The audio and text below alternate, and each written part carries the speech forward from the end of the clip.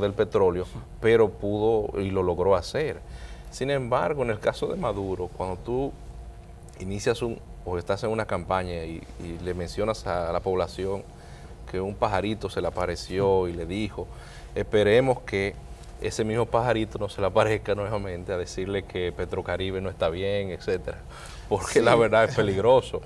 Ese pajarito le creó dificultades a Maduro y según los comentaristas políticos, los comentaristas de los medios nacionales e internacionales en Venezuela, coinciden en que la caída en el posicionamiento electoral del presidente Maduro se acentuó cuando declaró a la ciudadanía venezolana de que Chávez se le había aparecido a través de un pajarito.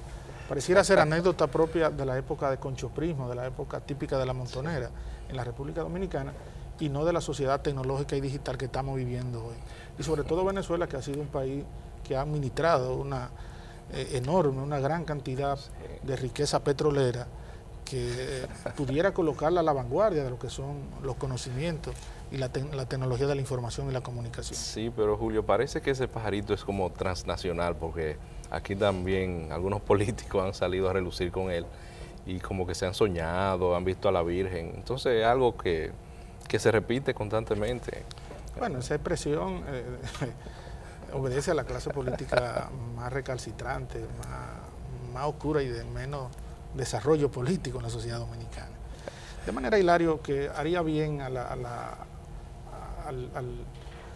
clase política venezolana, al afianzamiento del proceso y del sistema democrático, que bajen los ánimos, tanto el presidente electo, con la precaria mayoría como ha sido Maduro, la pírrica victoria como muchos le atribuyen, y el candidato retador que es Nicolás Maduro. Yo pienso que lo que se impone es que se serenen los ánimos, que ambas partes se sienten en la mesa de negociación, llegue a un acuerdo político, no implique sacrificio de ninguna especie, sino que pueda un poco mandar sosiego y serenidad a la masa que está muy agitada y eso pudiera crear dificultades la verdad en la población. Maduro está obligado a convocar un gran Congreso Nacional y reconocer que él representa a la mitad, solamente a la mitad, y que la otra mitad está totalmente en desacuerdo o en gran desacuerdo con su política.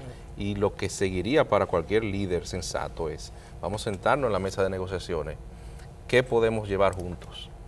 ¿Y qué sería política de parte mía solamente? ¿Qué pueden consensuar? Porque criticamos un poco a Maduro, pero el amigo Capriles no se queda atrás. No, tampoco. La retórica, el discurso de Capriles no es el discurso propio de una persona que pueda hacer planteamientos conceptuales profundos, se queda en la superficie.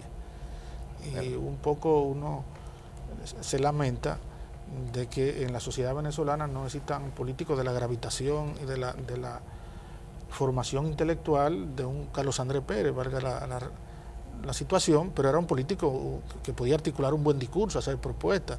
Lo mismo Caldera, lo mismo Lucinchi, eran personalidades políticas de una gran formación intelectual que se mantenían a la altura de las circunstancias. Sin embargo, uno se decepciona cuando uno ve los discursos y las propuestas de ambos candidatos que se quedan un poco en la diatriba personal, en la diatriba insulsa, insustancial, y no hacen planteamiento de fondo para solucionar y para hacer que Venezuela siga avanzando. Cualquier similitud es pura casualidad. A la República Dominicana, lógicamente, al gobierno dominicano le conviene la presencia de Maduro en la presidencia, porque él es que garantiza la continuidad del acuerdo de Petrocaribe, que es de una enorme importancia para el gobierno dominicano y para la República Dominicana en sentido general. Bueno, la verdad que sí, que Maduro garantiza el Petrocaribe, como hemos mencionado anteriormente, fue quien negoció todos los acuerdos, o sea que es alguien conocedor de esa parte y entiende bastante bien la importancia de ese convenio. Sí. La comunidad internacional casi a unanimidad ha reconocido al presidente Maduro. Efectivamente, sí ganó por más de un voto, y en el caso de la especie ganó por 260.000 votos aproximadamente. No hay otro recurso que proceder a su reconocimiento a nivel internacional y no a condicionarlo, como han hecho las embajadas de algunos grandes países, a que haya recuento de votos. Pienso que eso, Hilario, no es sano ni es saludable para el afianzamiento del proceso democrático en Venezuela. Así mismo. Hilario, otro tema, el gobierno dominicano colocó en el mercado de bono internacional recientemente 1.000 millones de dólares. Esto se inscribe dentro de lo que es ya una tradición en el gobierno dominicano de acudir al mercado de bonos para financiar parte de lo que es su presupuesto nacional.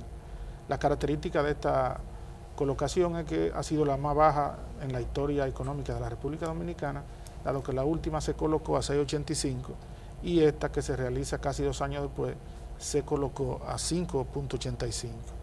Es una muestra de la confianza que los agentes internacionales, los agentes económicos y financieros internacionales tienen en la economía dominicana, y además de que la acusación de que el expresidente doctor Leonel Fernández dejó la economía dominicana con un déficit extraordinario no ha hecho ningún daño a la economía internacional, y los agentes económicos internacionales dan como bueno y válido que la economía dominicana es una economía sana, una economía autosostenible, y que los instrumentos que colocan las autoridades del Ministerio de Hacienda pueden ser adquiridos a precios competitivos en el mercado internacional. Mira, el problema de tomar prestado no es el tomar prestado en sí, porque todos los negocios en el país toman prestado para inversiones específicas, y nosotros tenemos un elemento del tomar prestado que lo hacemos bien. Tenemos una casa recaudadora número 1, y ahora con nuestro amigo Guarocuya imaginamos que va a seguir esa misma tendencia.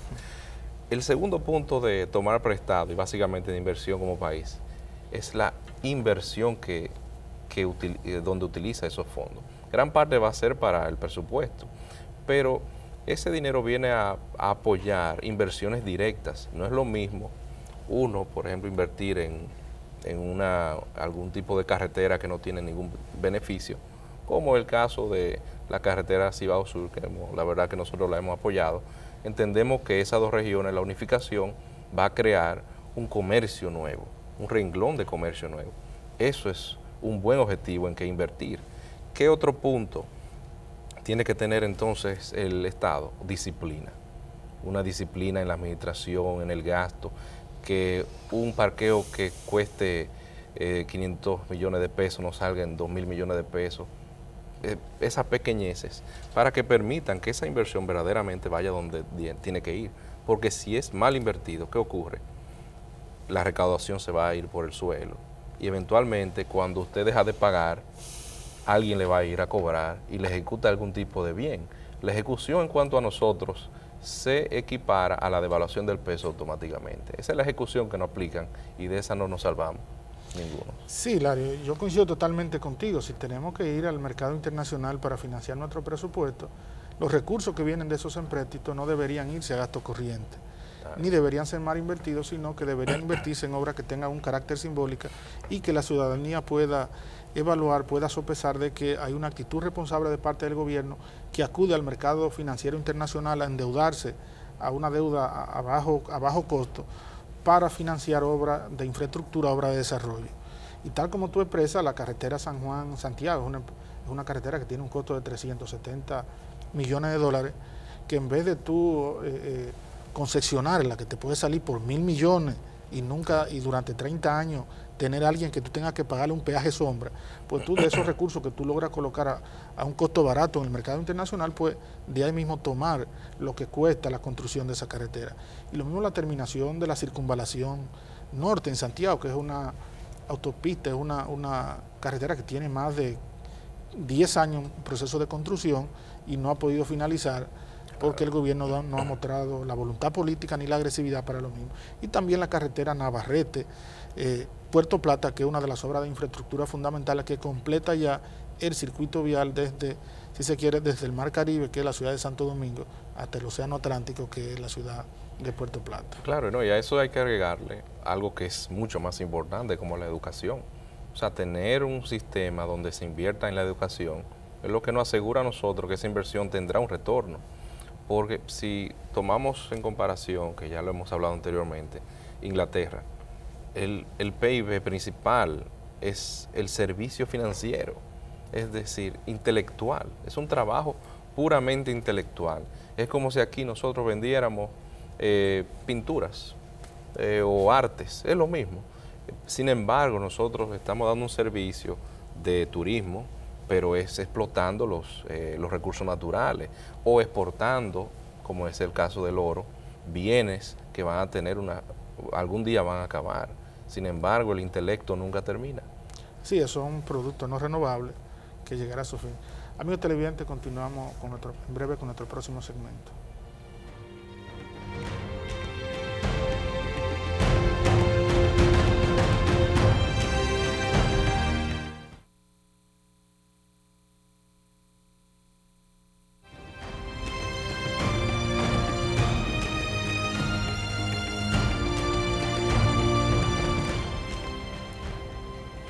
Sí, Hilario, la colocación de estos bonos fue bien acogida por los agentes económicos dominicanos, aunque algunos economistas han criticado el momento en que se hizo la emisión, argumentando de que si se hubiese hecho en el mes de enero del año, una vez que fue aprobado la ley de ingreso y presupuesto del Estado Dominicano, podía colocarse a 4.85, 4.90 y hubiésemos tenido un tremendo ahorro, hubiésemos hecho una economía en esta emisión.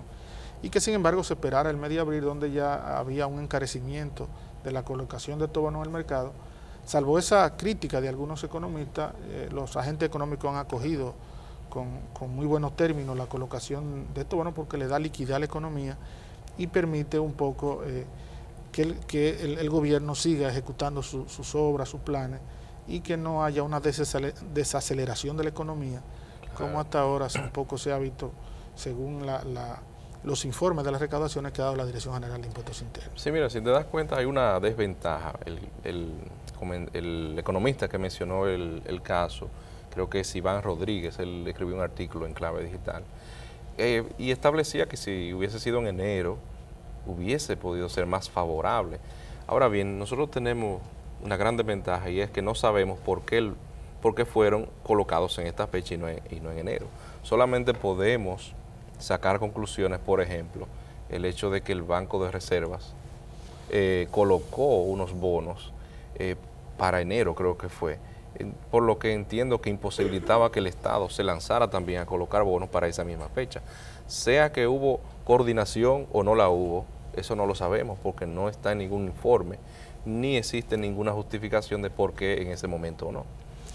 Probablemente, Hilario, esa sea una de las razones. No hay que olvidar también que el equipo de crédito público del Ministerio de Hacienda y el equipo que negoció en el Ministerio de Hacienda es un equipo nuevo que carece del expertise, de la experiencia necesaria para tener la agilidad y la destreza de saber cuándo es el momento oportuno de esta colocación. No obstante esa dificultad de parte del equipo negociador, la tasa fue considerable.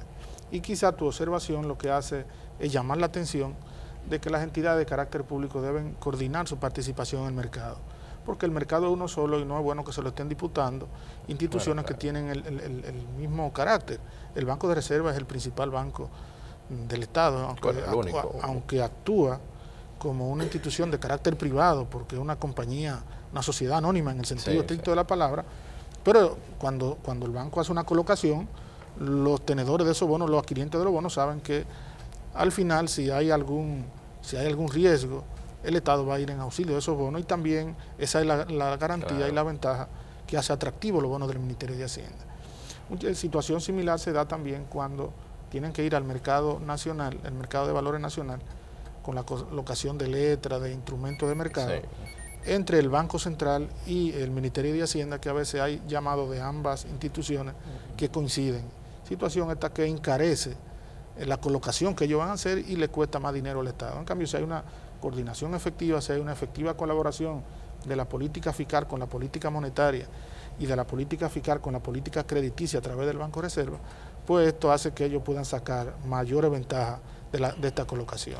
Ahora, ahí viene que las conclusiones que uno puede asumir son especulativas en gran manera, porque no existe algún departamento donde uno pueda tomar información de por qué se tomaron las decisiones de esa forma, qué interacción hubo con el Banco Central, con Hacienda, no se sabe. Sencillamente se colocaron los bonos y ya.